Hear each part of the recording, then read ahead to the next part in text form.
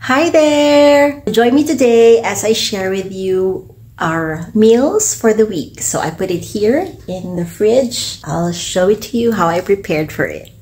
So for today, actually, I'll be preparing nilagang baka and bistik Tagalog. Yan. Kasi nakuha ko yung ganito lang, pang bistik Tagalog. Pero gusto ko naman talaga is nilagang baka.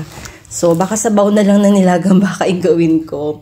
Which is cabbage, beans, favorite ni JM na corn, and patatas. Okay, for the pork menudo sa Tuesday, ito lang, the pork.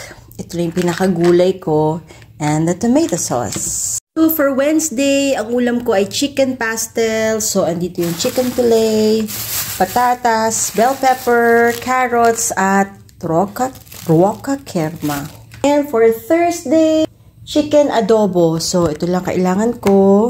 And itong, gigisa ko lang itong frozen veggies. And for Friday, gagawa naman ako ng sweet and sour meatballs. Ito yung meatballs na gagamitin ko. Ito yung gulay. And this one naman ay ang pineapple chop. And on Saturday, gagawa ako ng hernicato. And then chicken nuggets. At ito yung gulay dito sa hernicato na to. And for Sunday, gagawa ako ng tuna. Meron pa isa dun sa taas. And ginataang kalabasa and beans. And here's the coconut milk. At syempre, panghimagas, bumili ako ng mangga nila. And try ko din yung pinaka-Milo nila dito. Tawag ay, oh boy. Ayan. Yun lang. Thank you for watching.